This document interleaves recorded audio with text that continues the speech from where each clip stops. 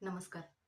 तर बघा, आयुष्यात आपल्याला अडचणी त्याच वेळेस येत असतात, ज्यावेळेला आपली परिस्थिती बदलणार असते.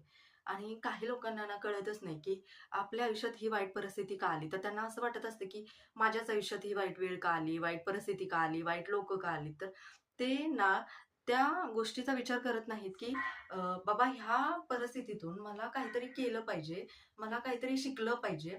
तर आपण त्या पद्धतीनं तो विचार करत नाही. कारण आपण त्या परिस्थितीपुढे हतबल झालेलो असतो.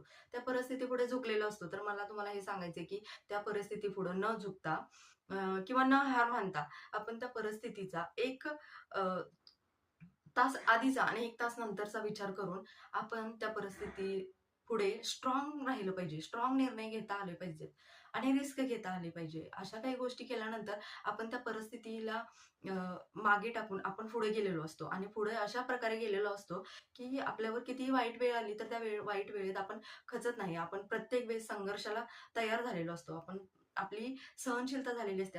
आपली सहनशक्ती वाढलेली असते. तर अशा प्रकारे अ, अशा काही अडचणीतून, अशा काही संघर्षातून मी माझा छोटासा व्यवसाय चालू केला आणि तो कशा प्रकारे केला ते तुम्हाला नेक्स्ट व्हिडिओमध्ये सांगते. Thank you so much.